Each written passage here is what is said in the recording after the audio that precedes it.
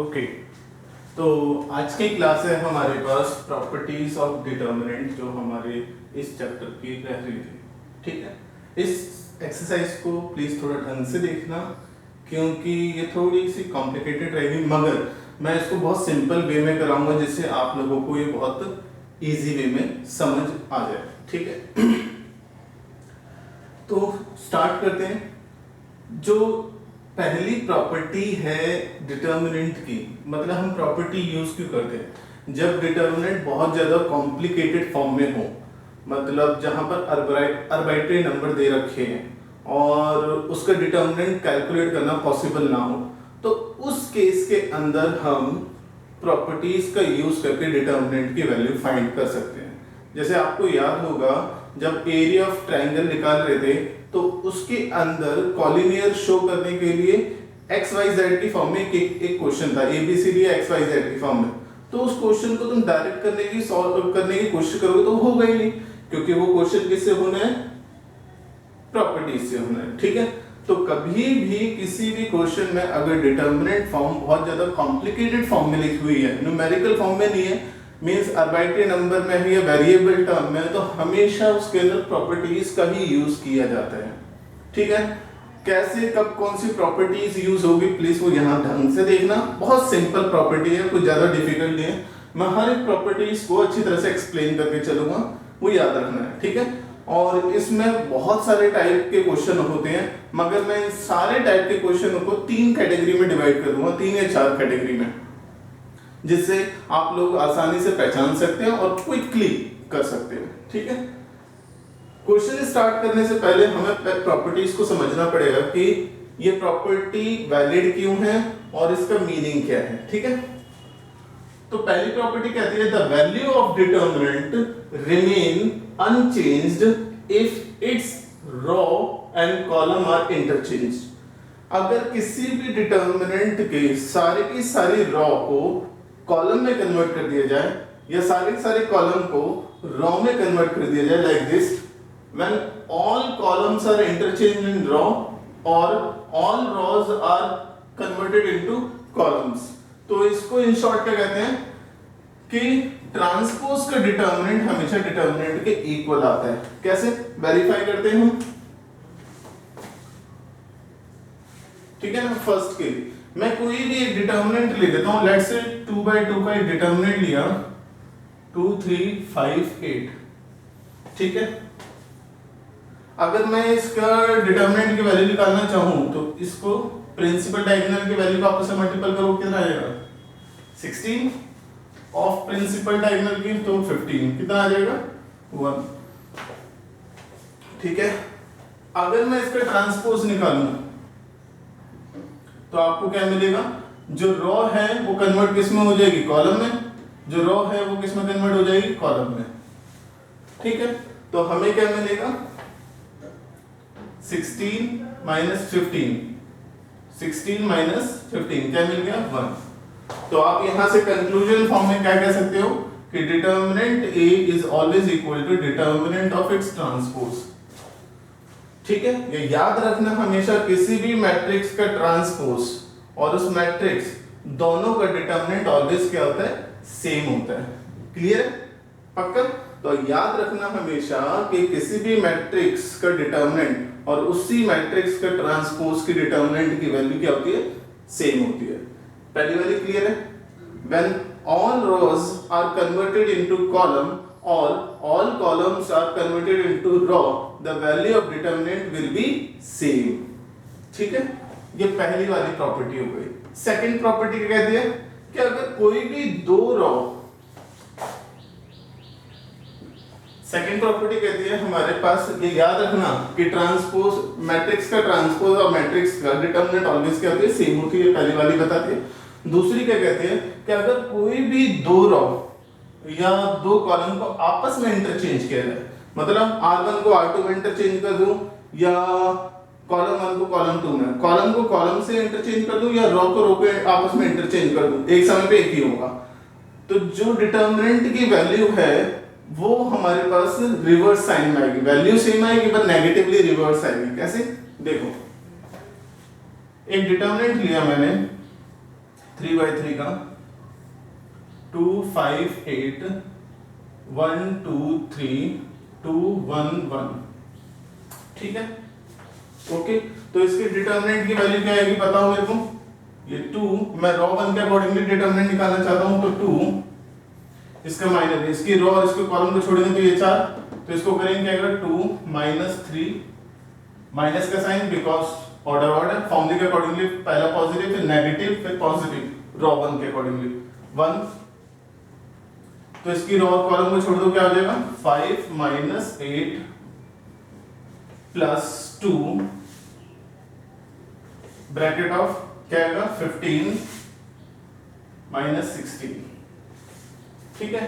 तो डिटरमिनेंट की वैल्यू क्या आएगी हमारे पास 2 bracket of -1 bracket of -3 plus 2 bracket of -1, सो ये आ जाएगा -2 प्लस 3 और ये आ जाएगा हमारे पास -2, सो -4 प्लस 3 इक्वल टू -1, ठीक है, समझ गया। ओके ओके, अगर मैं इसकी कोई भी दो रॉ या कोई भी दो कॉलम को इंटरचेंज कर दूं आपस में, लेट्स से मैं दो रॉ को आपस में इंटरचेंज कर रहा हूं, क्या कर रहा हूं कि R1 को इंटरचेंज कर रहा हूं R2 के अंदर, ये इंटरचेंज का साइन होता है बोथ साइड से, अगर R1 को R2 से इंटरचेंज कर रहा हूं, ये जो सारे प्रॉपर्टी क्वेश्चन है वो एलिमेंट्री ऑपरेशन जैसा किया था ना वैसे ही है, ठीक है। मगर एक खास बात यह है कि एलिमेंट्री ऑपरेशन में पूरे क्वेश्चन में अगर रॉ चल रहा है तो रॉ ही चलेगा, कॉलम चल रहा है तो कॉलम चलेगा, मगर डिटर्मिनेंट में प्रॉपर्टीज यूज करते समय रॉ और कॉलम आप इकट्ठे लेके चल सकते हो। लॉजिक क्या है इसके पीछे, लॉजिक ये है कि यहाँ पर रॉ को कॉलम में कन्वर्ट करने के बाद भी डिटर्मिनेंट पे कोई इंपैक्ट पड़ता नहीं है, तो इसका मतलब तुम एक ही क्वेश्चन में रॉ और कॉलम यूज कर सकते हो, ठीक है। तो R1 को R2 में इंटरचेंज करूंगा तो डिटर्मिनेंट क्या बनेगा हमारे पास, इसको डैश बोल दिया, ठीक है ना, ये डिटर्मिनेंट 1 बोला, तो रॉ 1 को R2 में चेंज करूंगा, रॉ 1 को रॉ 2 में चेंज कर दूं तो क्या आएगा रॉ 2 को रॉ 1 में, तो 5 2 1 2 1 2 8 3 1, ठीक है। अब इसका डिटर्मिनेंट निकालो, देखो क्या आएगा, तो 5 इसकी रॉ कॉलम को छोड़ेंगे तो ये, तो 1 -6 माइनस का 2, इसकी रॉ कॉलम को छोड़ेंगे तो 2 -16 फिर 2 -16 प्लस 1 6 -8, ठीक है। इसकी रॉ कॉलम को छोड़ेंगे तो 6 -8, तो क्या आएगा हमारे पास 5 -5 माइनस का 2 माइनस का 14 और ये आ जाएगा हमारे पास प्लस का 1 और माइनस का 2, ठीक है। सॉल्व करें तो ये आ जाएगा माइनस का 25 प्लस का 28 माइनस का 2, तो ये क्या बनेगा तुम्हारे पास माइनस का 27 प्लस 28 इक्वल टू प्लस का 1। तो आप क्या नोटिस करोगे इसके अंदर बताओ, आप लोगों ने नोटिस किया कि यहाँ पर -1 वैल्यू आ रही है, यहाँ क्या आ रही है +1 आ रही है। तो याद रखना हमेशा कभी भी किसी डिटर्मिनेंट की कोई दो रॉ या दो कॉलम को आपस में इंटरचेंज किया जाए तो उसी वक्त उसके आंसर की वैल्यू में साइन का चेंजेस आएगा, वैल्यू का चेंजेस नहीं आएगा। याद रखना हमेशा कोई भी दो रो या दो कॉलम को इंटरचेंज करने पर हमेशा साइन चेंज होता है, वैल्यू सेम रहती है। If any two rows or two columns of a determinant are interchanged, then sign of determinant change इस फॉर्म में, ठीक है। ओके, थर्ड बहुत इंपॉर्टेंट है। ओके, यहाँ आप लोगों को समझ में आ गया कि पूरी की पूरी डिटर्मिनेंट को अगर इंटरचेंज कर दूं, मतलब सारी रॉ को सारे कॉलम में इंटरचेंज कर दूं तो डिटर्मिनेंट की वैल्यू पे कोई इंपैक्ट नहीं पड़ेगा। मतलब मैट्रिक्स का ट्रांसपोज और मैट्रिक्स का डिटर्मिनेंट हमेशा क्या आता है सेम होता है। इसमें कभी भी दो रो या दो कॉलम को आपस में इंटरचेंज कर दूंगा तो हमेशा डिटर्मिनेंट के बस साइन चेंज होगा, वैल्यू सेम रहेगी। थर्ड वाला देखो,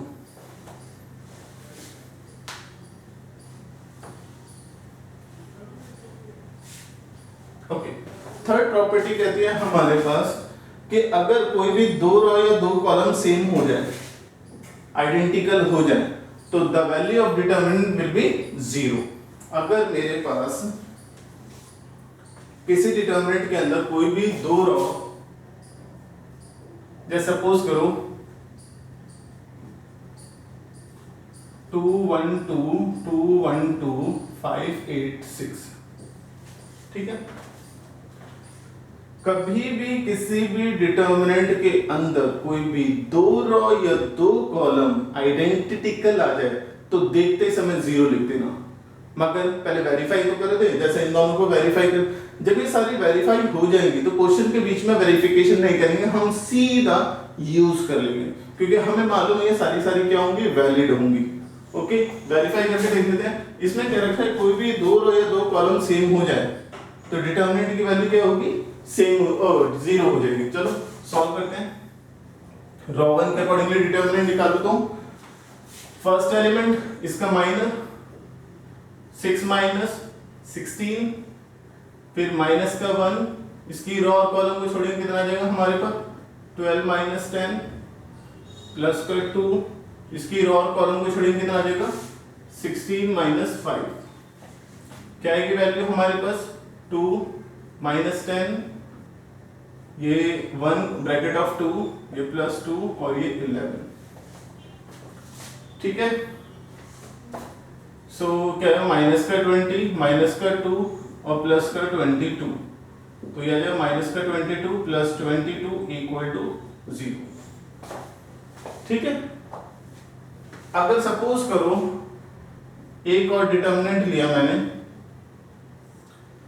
2 3 4 और ये लिया हमारे 4 6 8 1 4 1। अब बोलोगे सर ये तो सेम है ही नहीं। सेम है, अगर मैं इस वाले कंपोनेंट को देखूं, इस वाले कॉलम को नोटिस करूं, तो आप देखोगे 4 6 8। आपको याद होगा जब डिटर्मिनेंट करे थे तो मैंने ये कहा था कि डिटर्मिनेंट में किसी भी एक रो या एक कॉलम से तुम कॉमन निकाल सकते हो, पर मैट्रिक्स में होल मैट्रिक्स में से ही कॉमन आउट होगा। तो इसका मतलब क्या है, ये प्रॉपर्टी भी है, ये फोर्थ प्रॉपर्टी है जो अप्लाई कर सकते हैं, ठीक है। फोर्थ प्रॉपर्टी के अंदर क्या होता है, अगर किसी भी डिटर्मिनेंट के अंदर कोई भी एक स्केलर कंपोनेंट है जो कॉमन आ रहा है तो कॉमन निकाल के तुम बाहर रख सकते हो, मगर किसी एक रो या एक कॉलम से, ठीक है ना। अगर सभी में आ रहे हैं तो एक एक करके कॉमन निकालेंगे। चलो उसके डिस्कशन तो इसके अंदर करेंगे, पहले इसकी बात कर लेते हैं। तो यहां से 2 कॉमन आउट हो रहा है, क्योंकि 2 into 2 2 into 3 और 2 into 4, तो 2 कॉमन आउट हो रहा है। होने के बाद क्या बचेगा, ये तो 2 3 4 तो है, इसमें से 2 कॉमन निकाला तो ये 2 ये 3 ये 4 ये 1 4 1। तो अब क्या नोटिस करोगे, इसमें ये दोनों सेम है। इसके अंदर क्या था, R1 इक्वल टू R2 था, इसलिए डिटर्मिनेंट की वैल्यू 0 थी। इसमें क्या है कि C1 इक्वल टू C2 है, इसलिए डिटर्मिनेंट की वैल्यू 0 होगी, ठीक है। यकीन ना आए तो आप इसको सॉल्व करके देख लेना, तो इसकी वैल्यू क्या आएगी, 0 ही आएगी। क्लियर है, ओके। ये याद रखना, किसी भी डिटर्मिनेंट के अंदर कोई भी दो रो या दो कॉलम सेम हो जाते हैं तो उस डिटर्मिनेंट की वैल्यू 0 हो जाएगी, ठीक है, याद रहेगा। तो मैं साइड में लिख देता हूं, अगर Ci इक्वल टू Cj और Ri equal to Rj, then determinant equal to 0। ये एक एक नंबर शॉर्ट फॉर्म में पूछे जाते हैं, तो ये शॉर्ट फॉर्म याद रखना। When all columns are interchange all rows, तो डिटर्मिनेंट की वैल्यू क्या होगी, will be same. If any two row और two column are interchange to each other, the value of the determinant will be negative, ठीक है। इसमें क्या होगा, थर्ड में कि अगर इसके अंदर कोई भी दो रो या दो कॉलम सेम हो जाए सी आई सी जे के इक्वल हो जाए या आर आई आर जे के इक्वल हो जाए, तो डायरेक्टली डिटर्मिनेंट की वैल्यू क्या होगी? जीरो। हम वेरीफाई कर चुके हैं। फोर्थ देखो,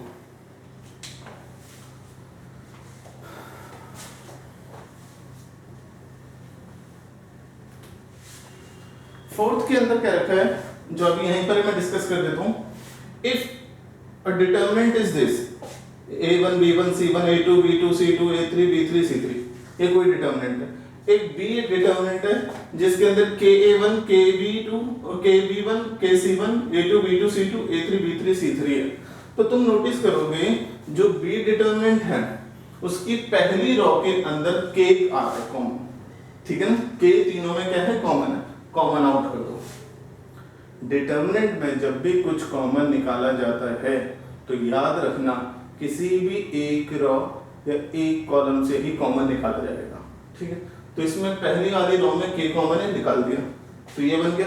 ये नोटिस करोगे वापस डिटर्मिनेंट है तो मैं इसके यहाँ पे k इंटू में डिटर्मिनेंट a लिख दूंगा। चलो कुछ और क्वेश्चन करते हैं जिसके बेसिस पे और पता चल जाएगा।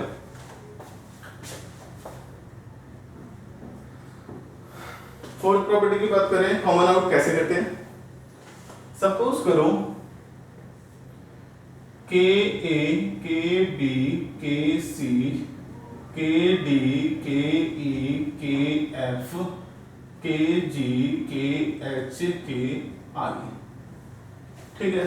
अब देखो पूरी डिटर्मिनेंट के अंदर k कॉमन है पर सारे इकट्ठा नहीं निकाला जाएगा, एक एक करके निकाला जाएगा। अगर इसमें से निकालता हूं तो क्या होगा? a b c k d k e k f k g k h k i, ठीक है? बोले सर इसमें से भी तो कॉमन आ रहा है, फिर निकाल दो। तो ये क्या बन जाएगा? k स्क्वायर बन जाएगा और ये हो जाएगा a b c d e f। इसमें से तो निकाला ही नहीं। इसमें से जो निकाला है इसके अंदर जो अप्लाई किया है वो क्या निकाला है हमने? R1 को मैंने लिखा है k R1, ठीक है ना? या common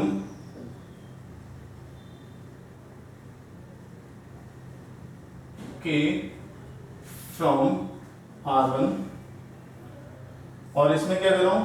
common k from R2। आप कॉलम वाइज भी निकाल सकते हो। अगर कॉलम वाइज निकाल रहे हो तो कॉलम वाइज निकालोगे, रो वाइज निकालोगे तो रो वाइज निकालोगे। k h k i। फिर बोलोगे सर इसमें से तो कॉमन है, निकाल दो फिर से। तो k q a b c d e f g h i। इसमें क्या करेंगे? k फ्रॉम R3 करेंगे, ठीक है? तो इन शॉर्ट में कह सकता हूं कि ये किसके इक्वल होगा? k इसमें से भी, k इसमें से भी, k इसमें से। रो वाइज की बात करो, कॉलम वाइज करो तो k इसमें से, k इसमें से, k इसमें से, तो निकलेगा क्या? k q बाहर आ जाएगा और बचेगा क्या? a b c d e f g h i। Okay, ये याद रखना है आप लोगों को कॉमन आउट कैसे करना है। चलो एक और देखता हूं, कुछ मिक्स करता हूं प्रॉपर्टीज। जैसे कि मैं कर रहा हूं फोर्थ वाले को थर्ड के साथ कंपेयर करता हूं। Okay,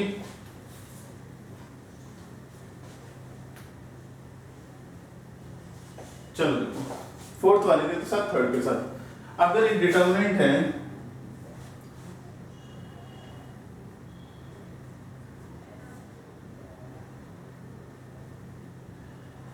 k a k b k c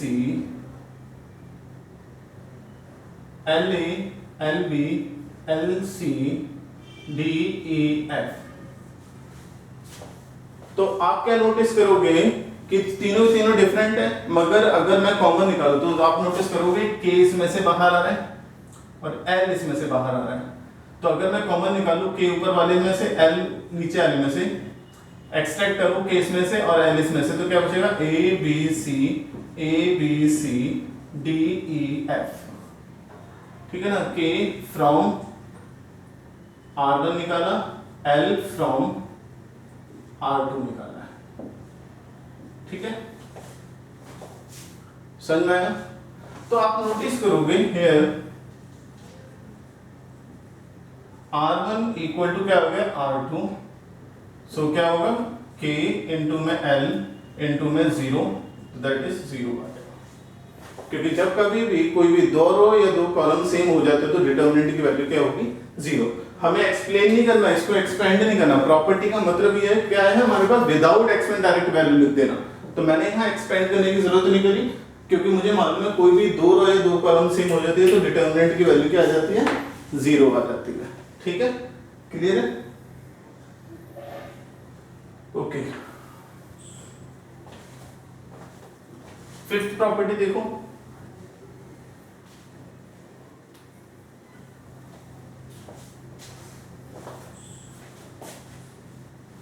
तो फिफ्थ प्रॉपर्टी के अंदर हमारे पास क्या है, किसी भी रो या किसी भी कॉलम के अंदर, देखो इसमें क्या है, किसी भी रो या किसी भी कॉलम के अंदर कोई स्केलर अगर मल्टीपल होता है सेम स्केलर तो वो कॉमन आउट हो जाएगा, सेम होना चाहिए।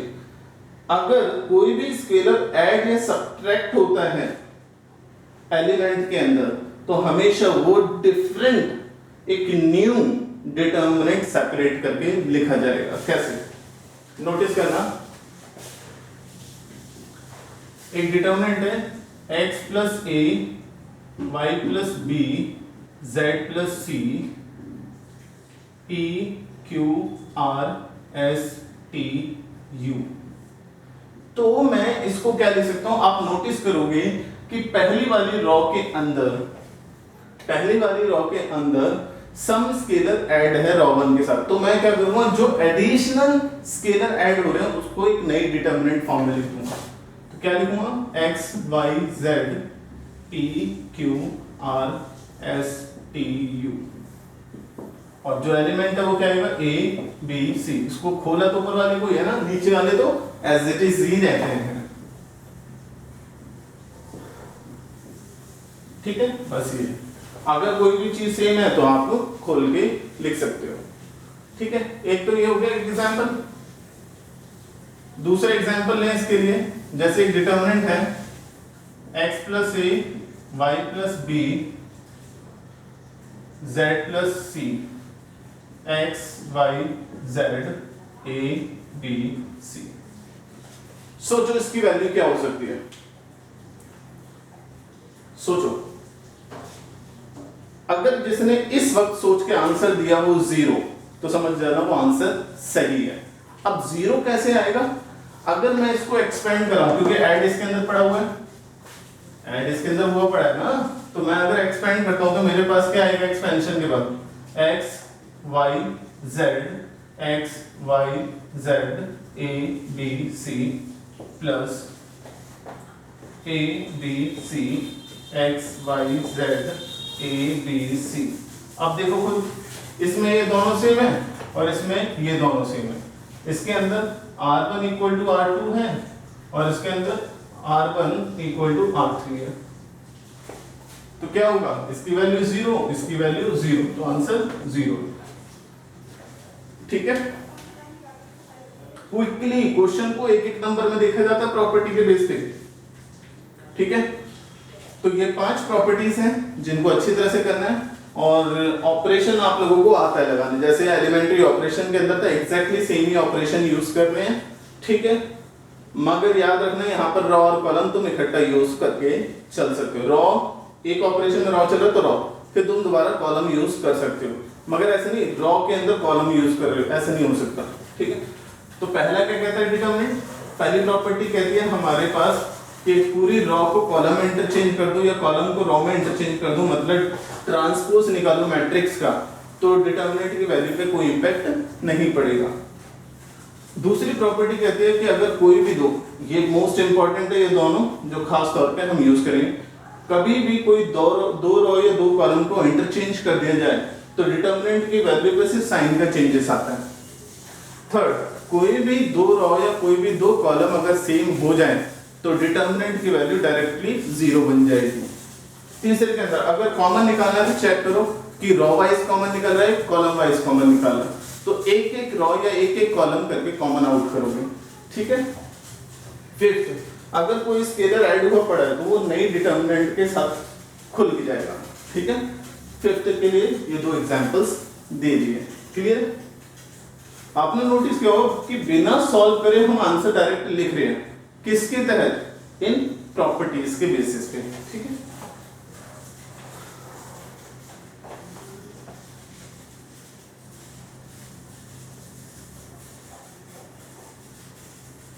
ओके।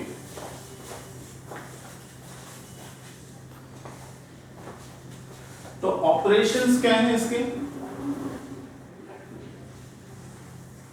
ठीक है, आप रॉ और कॉलम इकट्ठा यूज कर सकते हो कि पहला ऑपरेशन है कि आर आई को आर जे के अंदर इंटरचेंज कर सकते हो।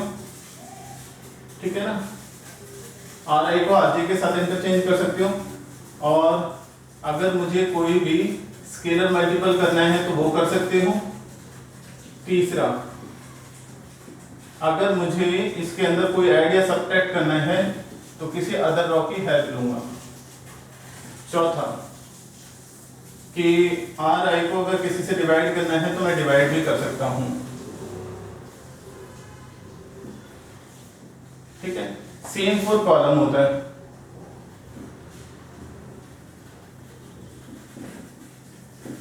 ठीक है, ओके। तो ये मेरे पास ऑपरेशंस हैं जो मैं इसके अंदर अप्लाई कर सकता हूं। डिटर्मिनेंट अब बच्चों के दिमाग में चलता है कि सर क्यों यूज करें? हम पहले ही डिस्कस कर चुके हैं, प्रॉपर्टीज का यूज सिर्फ और सिर्फ बहुत ज्यादा डिफिकल्ट क्वेश्चन को सिंपल फॉर्म में करने के लिए ये प्रॉपर्टीज यूज करी जाती हैं। जिस डिटर्मिनेंट में न्यूमेरिकल वैल्यूज नहीं दे रखी, आर्बिट्रेरी नंबर दे रखे हैं, एक्स वाई जेड की फॉर्म में दे रखा है, तो उन क्वेश्चन को डायरेक्टली सॉल्व नहीं किया जा सकता है। तो ऐसे क्वेश्चन को सॉल्व करने के लिए हम प्रॉपर्टीज का यूज करके चलते हैं। ठीक है, इनको रिवाइज करो अच्छी तरह से। अब इसके बाद हम क्वेश्चंस के लेंगे।